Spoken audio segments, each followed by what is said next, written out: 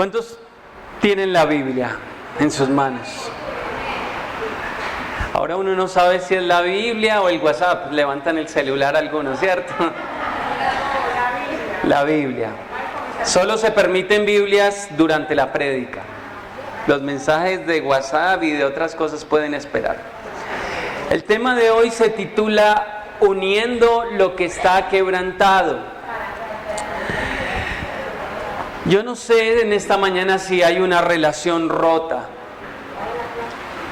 Tal vez un matrimonio que está desquebrajado. O tal vez una relación entre hermanos que por causa de las circunstancias en este momento se ha roto. Yo no sé, de pronto tal vez sea una relación entre miembros de la iglesia que esté mal. Pero sea cual sea la persona con la que usted siente que hay una relación rota, Dios quiere restaurarla, Dios quiere sanarla, Dios quiere cambiarla. ¿Cuántos dicen amén? Voy a compartirle en esta mañana un secreto divino, que probablemente el infierno tiembla cuando se habla de esto, porque Satanás no quiere que las relaciones sean curadas, que las relaciones sean sanadas. A veces nos preguntamos y le decimos a Jesús: uy, Señor, ¿cuántas veces tengo que perdonar a este hermanito? ¿O cuántas veces tengo que perdonar a este personaje? O algunos que en medio del enojo, ¿cuántas veces tengo que perdonar a este desgraciado? Pues bien, es fácil actuar como los discípulos. Los discípulos eran infantiles, actuaban de maneras que uno decía: ¿cómo es posible que esta persona, teniendo al Salvador, al Mesías, frente a frente, mirándolo a los ojos, no se comporten como cristianos maduros?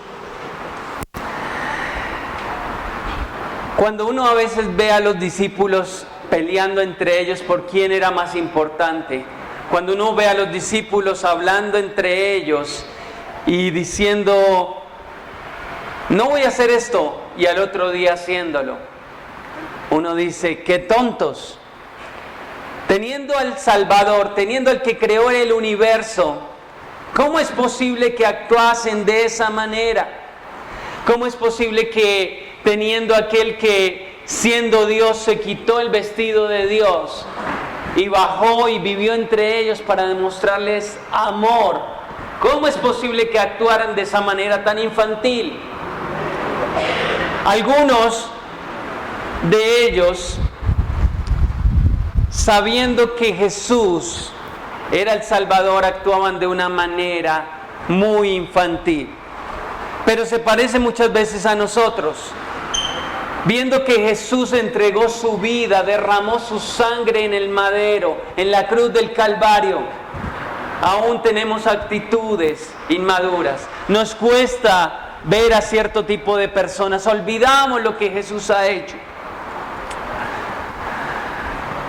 Guardamos rencor.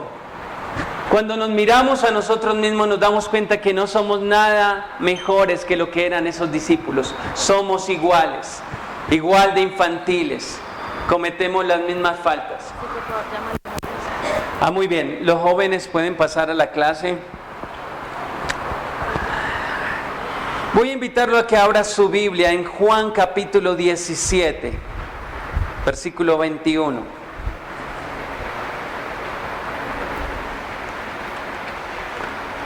Juan capítulo 17, versículo 21 al 23.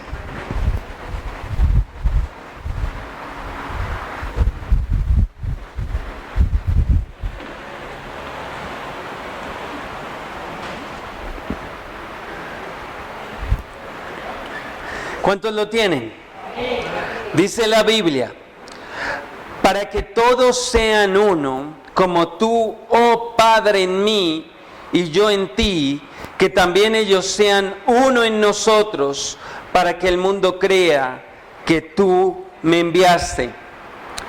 La gloria que me diste yo les he dado para que sean uno, así como nosotros somos uno, yo en ellos y tú en mí, para que sean perfectos en unidad, para que el mundo conozca que tú me enviaste. Y que los que has amado a ellos, como también a mí me has amado. Jesús estaba haciendo una oración. Esa noche era una noche difícil, una noche compleja. Y Jesús decide hacer una oración que hablaba de unidad, de ayudar a tener relaciones. Y lo que Jesús está diciendo es que la unidad es un asunto de credibilidad para el mundo, porque dice que nosotros seamos uno para que el mundo crea. Es decir, si hay unidad, va a haber credibilidad. Diga conmigo, si hay unidad, hay credibilidad. ¿Qué quiere decir esto? Si el mundo nos ve unidos, van a creer. Pero si el mundo ve matrimonios deshechos, destruidos, si el mundo ve familias divididas, si el mundo ve en la iglesia rencores y conflictos, el resultado del mundo va a ser incredulidad hacia Jesús y hacia lo que nosotros creemos. Dios anhela que haya un cambio en nosotros para que haya verdadera convicción de quién es Dios. Jesús les dice: Padre, que estos discípulos que están aquí sean unos, como tú y yo somos uno. El Padre confirmaba al Hijo, el Hijo confirmaba al Padre. Nunca había una guerra de poderes. No es que en la Trinidad yo soy mayor que tú. No es que yo me esforcé porque me encarné, entonces yo soy mayor. No, vemos una unidad completa, un amorío, una entrega. Y Jesús levanta esta oración diciéndole: Señor, que estos discípulos, así como usted y yo somos uno, estamos en armonía, en comunión, en amor, así ellos sean uno conmigo, y también entre ellos haya esa unidad. En esta mañana quiero hablarle de lo que sirvió como plataforma para que esta oración se llevase a cabo. Jesús tal vez ve el reloj solar y dice: el tiempo se está acabando. Se estaba acabando porque esa noche Él iba a ser entregado. La noche que Él hizo esta oración, esa misma madrugada, iban a venir por Él. Entonces Él hace esta oración. Y probablemente Jesús veía a sus discípulos y veía tal vez a Tomás diciendo: parece que esta noche no va a haber cena. Incrédulo. Podía ver a un Judas ansioso, sudando por hacer el cometido malvado que tenía planeado. Podía ver a un Pedro relajado, tranquilo, pensando que no iban a haber problemas. Tal vez entre ellos habían discusiones, como siempre las habían, entre quién iba a ser el mayor y quién el menor. Por eso Jesús levanta esta oración diciéndoles: Padre, que ellos sean uno. Y Jesús esa noche que hizo esa oración hizo algo inolvidable, que les ayudó a cambiar su manera de pensar, de vivir en unidad. Y yo creo que esta mañana también le va a ayudar a usted a pensar, a sanar esas relaciones rotas. Juan capítulo 13, versículo 1.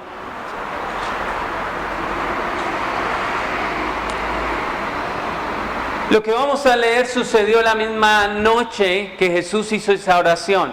Aunque pasan 3 capítulos, pasó la misma noche.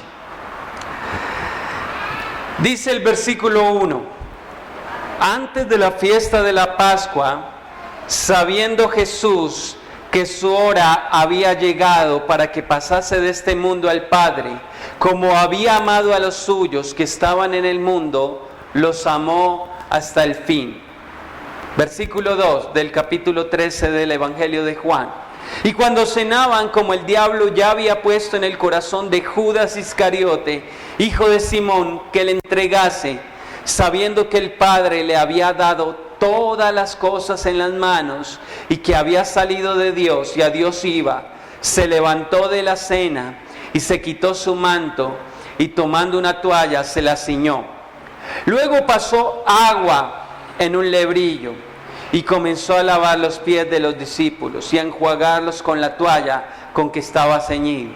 Entonces vino a Simón Pedro y Pedro le dijo: Señor, ¿tú me vas a lavar los pies? Respondiendo Jesús le dijo: lo que yo hago tú no lo comprendes ahora, mas lo entenderás después. Pedro le dijo: no me lavarás los pies jamás. Jesús le respondió: si no te lavare, no tendrás parte conmigo. Le dijo Simón Pedro: Señor, no solo mis pies, sino también las manos y la cabeza. Jesús le dijo: el que está lavado no necesita sino lavarse los pies, pues está todo limpio. Y vosotros estáis limpios, aunque no todos. Porque sabía quién le iba a entregar, por eso dijo: no estáis todos limpios. Así que después que les hubo lavado los pies, tomó su manto, volvió a la mesa y les dijo: ¿sabéis lo que os he hecho? Vosotros me llamáis maestro y señor, y decís bien, porque lo soy. Pues si yo, el Señor y el Maestro, he lavado vuestros pies, vosotros también debéis lavaros los pies los unos a los otros. Diga conmigo: los unos a los otros. Porque ejemplo os he dado, para que como yo os he hecho, vosotros también hagáis. Amén. Quiero en esta mañana poner un poquito en el contexto bíblico lo que pasó esa noche. ¿Y cuál fue el cometido de esta acción preciosa de Jesús? Primero que todo, recordar que esto sucedió hace aproximadamente 2000 años. Y hace 2000 años no existía el calzado Nike, Adidas, ni ninguno otro que se pareciese. Las personas andaban con sandalias que dejaban a la intemperie los pies. Por si fuera poco, no habían carreteras, habían uno que otro camino empedrado que habían construido el Imperio Romano, pero en su mayoría eran caminos polvorientos. Y basta con que lloviese un poquito para pasar por pantanos y barriales. Es decir, imagínese, usted caminando en sandalias por caminos polvorientos y barrosos. ¿Cómo sería el estado de sus pies? Pues probablemente las personas andaban con sus pies llenos de polvo y de barro, con pies sucios, pies llenos de mugre. Era por eso que había una costumbre en aquella época, pero algo más que le pone en el contexto es que en aquella época la gente, el tiempo de reunión, de koinonía, de comunión, no era alrededor del televisor. No se reunía en esa época la gente alrededor del televisor, se reunían alrededor de la mesa. Era el momento en que todos compartían. Y las mesas de la época no se asemejaban a las mesas que tenemos en la actualidad. Eran mesas de esta altura, razón por la cual no habían sillas. Entonces la gente solamente se sentaba, casi se recostaba en el piso. Sobre algún cojín ponían su codo y se recostaban allí. Entonces era muy fácil que los pies llenos de suciedad, llenos de mugre, quedaran muy cerca de la cara del otro. de la otra persona que se sentase a comer. Debido a esto ellos crearon una tradición, y cuando alguien llegaba a una cena, en la parte de la entrada había un balde, había una jarra con agua, y era común que las personas llegasen y se lavasen los pies, porque era de demasiada mala educación que alguien se sentara a la mesa sin lavarse los pies. Era horrible tener que tener unos pies llenos de barro al lado mientras comías. Era algo repulsivo y era común que se lavasen los pies. Pero en las casas ricas, en las casas de alta alcurnia, estrato 6 de la época, no tenían que lavarse los pies a la entrada. Se designaba a una persona que tuviera este oficio. Y generalmente era el sirviente de más baja calaña que hiciese esto, porque era algo repugnante lavar los pies de las demás personas. Eran pies sucios, olorosos, llenos de tierra y de barro. Entonces, en la clase alta, el esclavo de más bajo rango era el que tenía la obligación de lavar los pies de las demás personas. Ahora que usted entiende un poquito el contexto de por qué se hacía esto, esa noche que participaron de la cena fue asombroso para todos los discípulos que Jesús hiciese eso.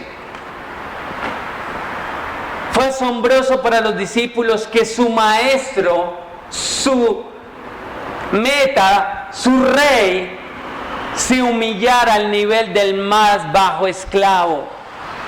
Déjenle eso a cualquiera de los discípulos. Es más, ni siquiera ninguno de los discípulos era apto para hacer eso. Busquen un esclavo que lo hiciera. Es más, ¿por qué no nos lavamos los pies a la entrada? No tenemos ni mucho dinero. Tal vez Jesús les dijo, hoy no se laven los pies, entren así. ¿Será que el maestro contrató un esclavo que nos lave los pies? ¿Será que hoy vamos a comer como los dedos parados y va a venir alguien a lavarnos los pies a todos? Cuando Jesús empieza a lavar los pies de los discípulos y se acerca a Pedro, le dice, no me lavarás jamás los pies. ¿Cómo voy a permitir que tú te humilles delante de mí? Y Jesús le dice, si no te lavo los pies, no tendrás parte conmigo. Y es que esa noche Jesús estaba dándoles un ejemplo de algo que tenían que hacer los unos con los otros y que vamos a aprender el día de hoy. Y es que el grupo de discípulos era un grupo difícil. Había allí entre ellos, no sé si lo sabía, pero cuando usted lee la descripción de los discípulos, de los apóstoles, había un guerrillero, un celote, alguien que odiaba al imperio romano, odiaba a los publicanos. También entre ellos estaba un publicano, Mateo. Probablemente el celote podría ver con malos ojos a Mateo. Había pescadores y letrados, había fariseos y maestros de la ley entre los discípulos, había hombres y mujeres. Es como entre nosotros las mismas diferencias. Aquí probablemente hay polos opuestos. Hay hinchas del Medellín y hay hinchas del Nacional. Hay algunos que desayunan con arepa y otros desayunan con pancakes. Somos polos opuestos en muchas de las cosas que hacemos. Y Jesús quería dejar un legado que les enseñara a vivir en unidad. Un legado que les ayudara a vivir de una manera diferente. Jesús provocó la unidad. Entonces tomó la toalla, tomó el agua y lavó los pies de sus discípulos. La unidad es una nueva manera de ver a las personas que te rodean. Ese es parte del propósito de Dios para nosotros. La unidad es una manera de ver diferente. No ver a las personas desde arriba, sino verlas desde abajo. Porque cuando Jesús se inclinó, no los veía desde arriba, los veía desde abajo. Ese era el legado que Jesús le quería dejar a sus discípulos, que aprendieran a ver las cosas desde abajo a las personas.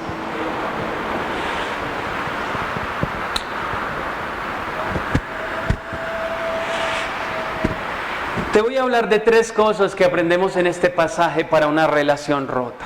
Recuerda, si hay una relación rota con algún hermano, algún familiar, algún miembro de la iglesia, este texto nos habla de 3 cosas, 3 movimientos que pueden ayudarte a mejorar una relación.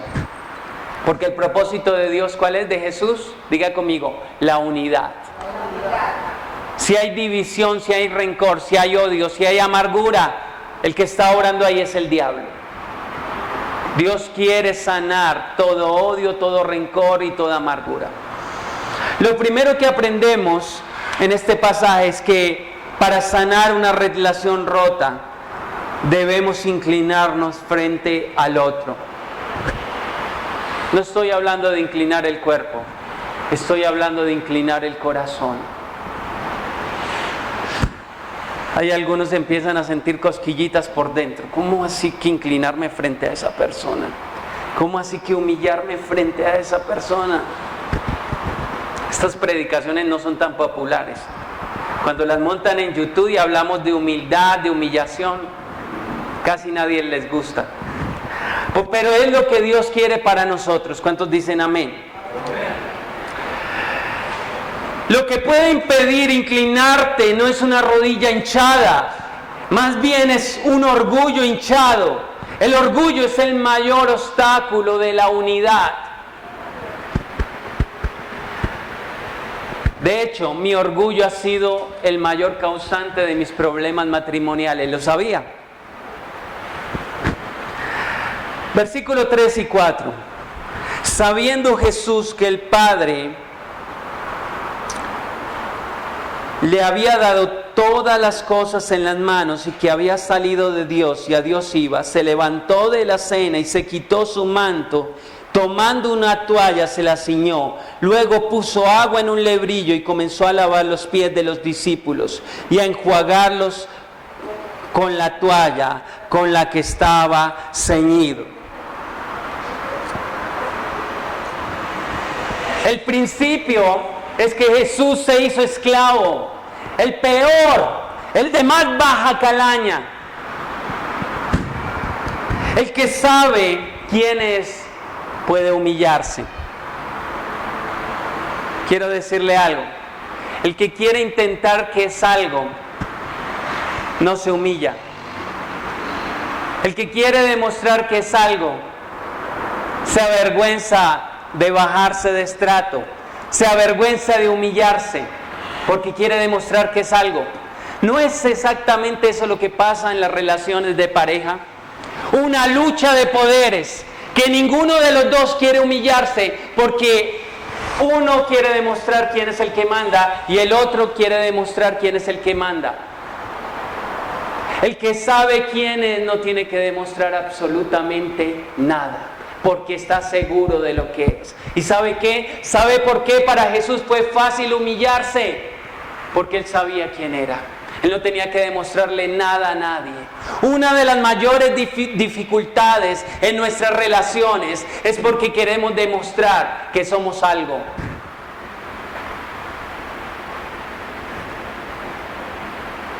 El principio de sanidad de una relación rota es estar seguro de quién eres. Y no tienes que demostrarle nada a nadie. No tienes que gritar más fuerte que el otro. Porque tú sabes quién eres. En ocasiones, en mi relación en pareja, al principio pensaba que yo hablando más duro iba a demostrarle quién es el que manda en la casa. Hasta que descubrí, Dios me dio una posición y Él se encargará de darme la posición que tengo. A veces me descacho y lo olvido, pero Jesús vuelve a recordármelo. Tu orgullo puede destruir lo que más amas. Es más fácil humillarse delante de un extraño que humillarse delante de alguien que está cercano. Porque cuando nos ponemos de rodillas, nos sentimos vulnerables. ¿Quién puede defenderse en esta posición? Aquí estamos vulnerables. Y nos es fácil ver los pies sucios de los que están más cerca. Pero viendo los pies sucios de los que están más cerca, aún así queremos ver todo desde arriba, no desde abajo. Jesús sabía que el hacerse vulnerable, que el humillarse, ayudaba a que la relación entre sus discípulos cambiara. Porque dijo, si yo siendo su maestro he hecho esto, ¿qué creen que les espera a ustedes? ¿Qué creen que deben hacer ustedes? Jesús, al lavar los pies de los discípulos, le estaba diciendo, hey Jacobo, vos que querés ser uno de los más grandes en el cielo, mira lo que yo estoy haciendo. Y eso es lo que hoy nos dice el Señor. Hey Pedro, hey Juan, hey John, si querés ser grande, si querés realmente salvar una relación, humíllate, sea humilde. En el reino de Dios es más importante tener amor que tener la razón. Diga conmigo, es más importante tener amor que tener la razón.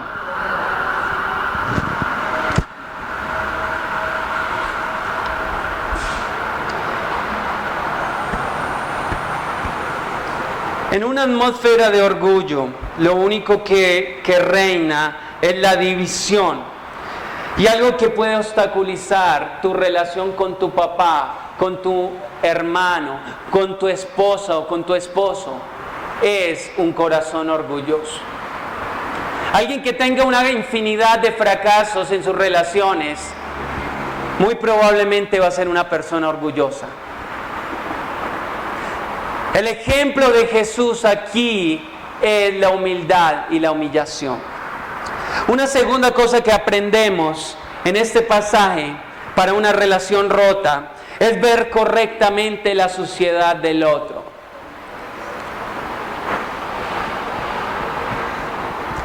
Ver correctamente, en mayúscula,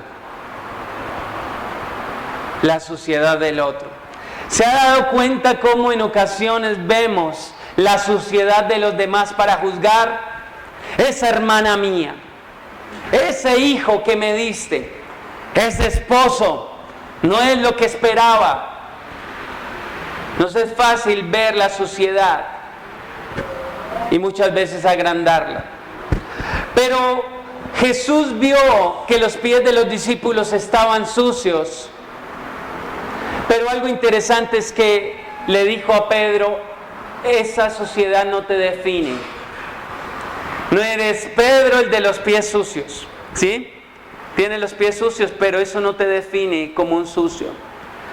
Jesús, Dios sabe que tú has fallado y que tal vez en el trajinar de este mundo miramos tal vez lo que no debimos mirar. Dijiste lo que no debiste hacer, decir, o hiciste la acción equivocada y eso ensució tu vida. Tal vez han pasado unas pocas horas desde que te levantaste y te has dado cuenta que ya estás sucio. Te dio mal genio esta mañana y ya ensuciaste tu vida. Pero esa suciedad no define tu vida, no define lo que tú eres. Jesús no definió a Pedro como el pecador, como el que le iba a negar. Jesús simplemente se limitó a lavar los pies. ¿Cuál es la enseñanza de esto?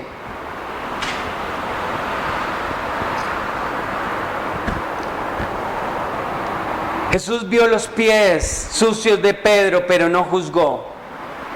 Nosotros vemos la suciedad en otro y emitimos juicio contra su identidad. Ese es un mentiroso. Ese no es Juan, ese es el mentiroso. Ese no es Tomás, es el incrédulo. Esa es nuestra reacción como seres humanos. Es más fácil ver los pies sucios. De nuevo vuelvo y te digo, de los que tienes más cerca. Es más fácil impartir juicio que disponerse a ser un lavador de pies.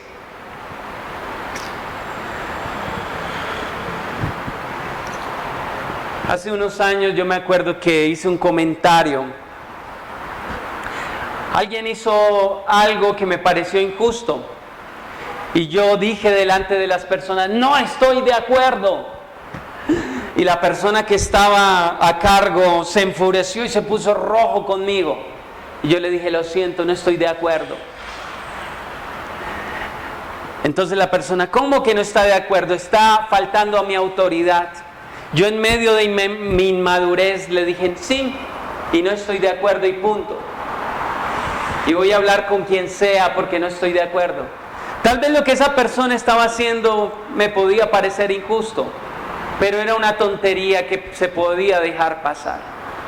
El problema se volvió macro y yo con mi corazón lleno de orgullo no quería agachar la cabeza. Muchas personas empezaron a juzgarme. Él es un rebelde. Él es un falto de sometimiento. Lo que empecé a recibir de muchos lados fue señalamientos. Pero en medio de las dificultades, una persona viajó muchos kilómetros y llegó hasta donde yo estaba. Vino desde otra ciudad. Me dijo, hoy he venido porque quiero invitarte a comer. Yo a eso vino, si quiero hablar contigo. Y cuando estábamos comiendo, puso la mano sobre mi hombro y me dijo, lo que hiciste no estuvo bien, pero puede ser diferente. Deja tu corazón lleno de orgullo y comienza un cambio, porque entrarás en raíz de amargura. Cuando me decía esas palabras, empecé a llorar. Una persona había viajado kilómetros solamente para ir a lavar mis pies esa noche. Había dedicado tiempo para ir conmigo a restaurarme en medio de mi corazón orgulloso y lleno de soberbia. Lo único que dijo fue, no estás haciendo las cosas bien, cambia. Déjame lavar tus pies. Literalmente eso era lo que estaba haciendo. Ayudándome a quitar esa suciedad que me tenía poseído por el orgullo. Entonces este hombre sabía el principio de Jesús. ¿Cuál principio? De ver de manera correcta mi suciedad. Mientras muchos me decían, el orgulloso, el falto de sometimiento, este hombre dijo, sí, te ensuciaste, pero puedes ser limpio.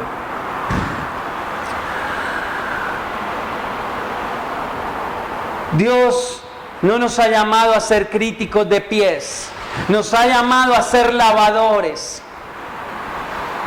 Yo he aprendido a que debo ser crítico de mi propio mugre, pero a intentar ser lavador de los pies de otros. Y una tercera y última cosa que aprendemos es verter gracia. Regar gracia, derramar gracia sobre los demás. Jesús no solo vertió agua sobre los pies de los discípulos. Él sabe qué realmente fue lo que derramó sobre los pies de cada discípulo. Gracia. ¿Por qué? Jesús sabía muchas cosas. Y quiero invitar en este momento a Dani. Jesús sabía lo que iba a suceder ese día. Siéntate aquí y puedes quitarte los zapatos. Jesús conocía muy bien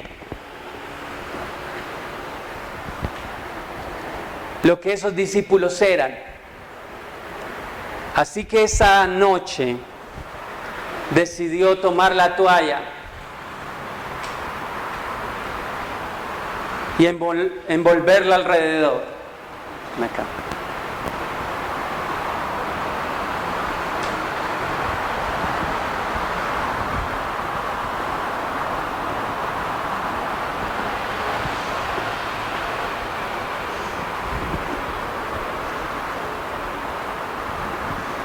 Está de medio lado. Tenme el micrófono, volteate.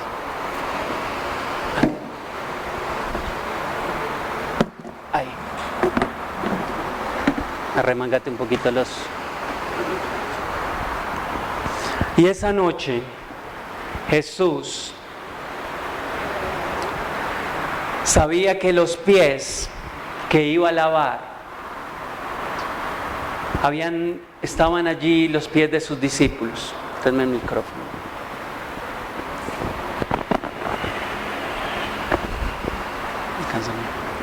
Pon el micrófono acá. Jesús sabía que esa noche iba a lavar los pies de Tomás. Tomás el incrédulo, el que no creería en él, el que dudaba a todo momento. Pero Jesús lavaba sus pies. Las manos que formaron el universo ahora estaban tocando los pies de esos discípulos.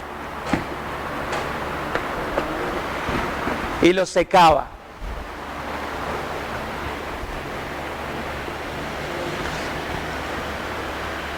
Pero no solo los pies de Tomás, también estaban los pies de Pedro. Alguien que le había dicho, no te negaré, daré mi vida por ti. Pero esa misma noche él sabía que esos pies que estaba lavando iban a correr para negarle. Pero también estaban los pies de Judas, que le iban a traicionar, iban a correr para traicionar.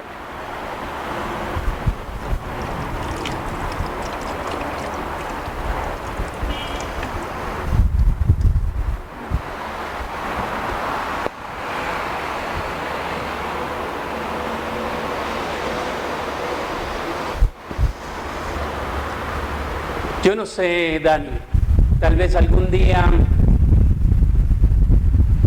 tú hables mal de mí, tal vez algún día, no soy profeta, tal vez algún día entre nosotros haya una discusión, una división, pero hoy con este acto digo, no importa lo que pase en el futuro, por adelantado yo te perdono, independientemente de lo que pueda pasar entre nosotros.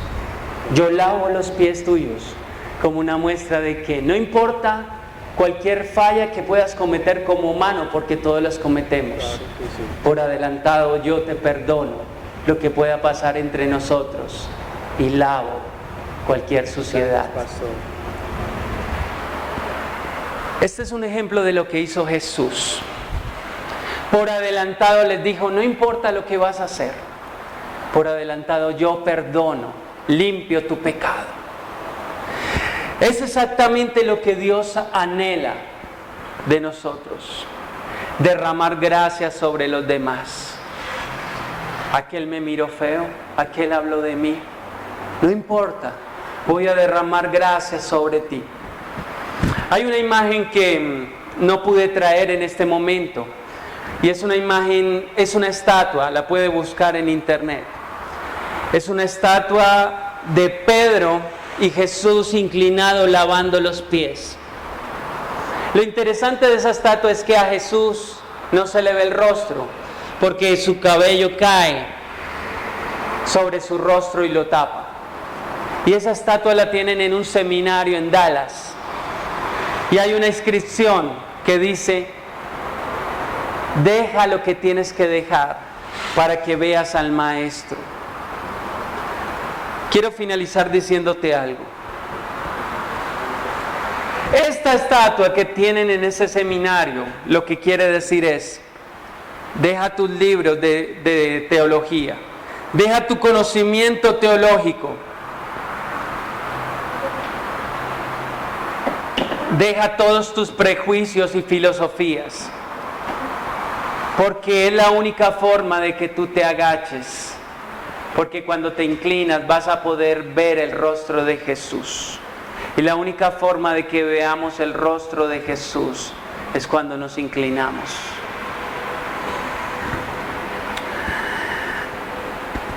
Yo sé que en esta mañana hay muchas personas que tienen conflictos con otras personas.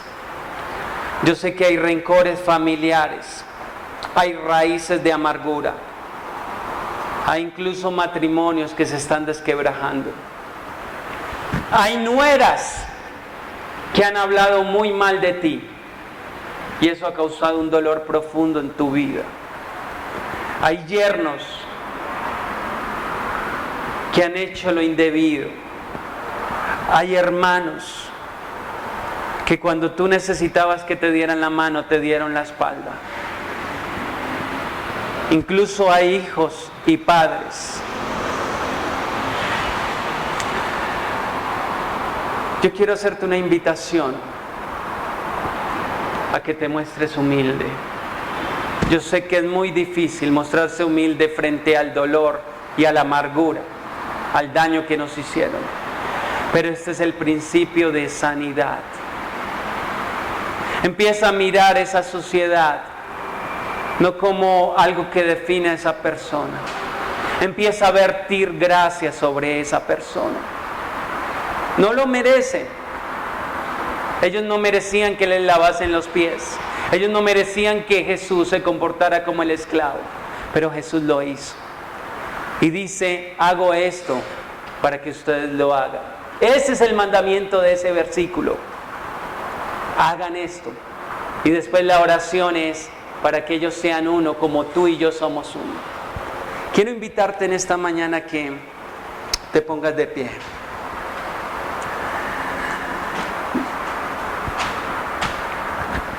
Y quiero invitarte a que pienses en esa relación que tal vez está rota.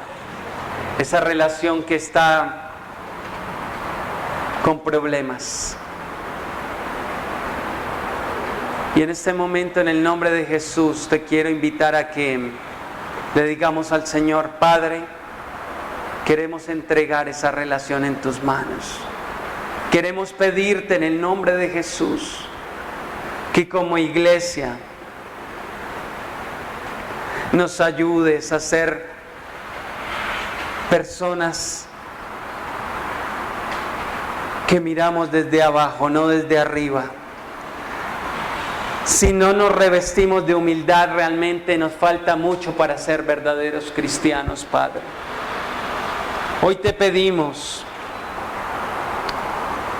que tú toques nuestro corazón para que ese orgullo, esa soberbia que nos encanta dejarla reinar, se vaya. Porque no necesitamos demostrar quién somos en nuestra casa con nuestro orgullo, gritando más fuerte, porque quien sabe quién es, no necesita demostrar nada. Y tu Hijo nos dejó el ejemplo de que Él no vino a demostrar, sino Él vino a actuar. Vino a hablar con amor, vino a hablar con humildad. Si tal vez sientes que hay una relación difícil, rota con alguien, te voy a invitar a que levantes tu mano. Te voy a invitar a que pienses en esa persona en este momento. Y te voy a invitar a que tú bendigas a esa persona. Tal vez no fue bueno lo que esa persona te hizo. Tal vez fue muy doloroso. Tal vez eso te marcó de por vida. Tal vez cuando piensas en esa persona sientes enojo, sientes rabia. Pero en este momento Jesús te dice, derrama gracia. No mires, no catalogues a esa persona por lo que hizo.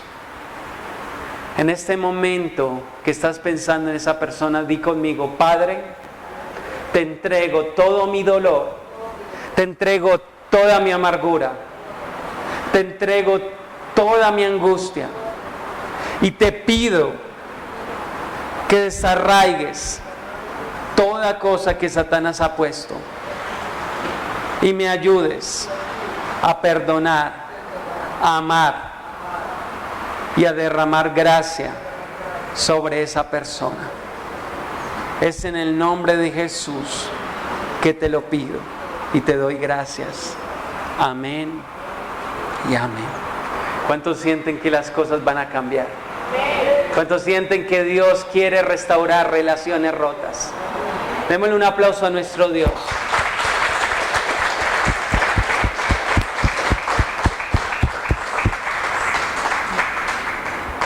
Voy a invitarte a que tomes asiento y vamos a pasar a un tiempo especial de la cena, en el cual creemos que Dios va a seguir obrando a través de lo que hemos aprendido el día de hoy.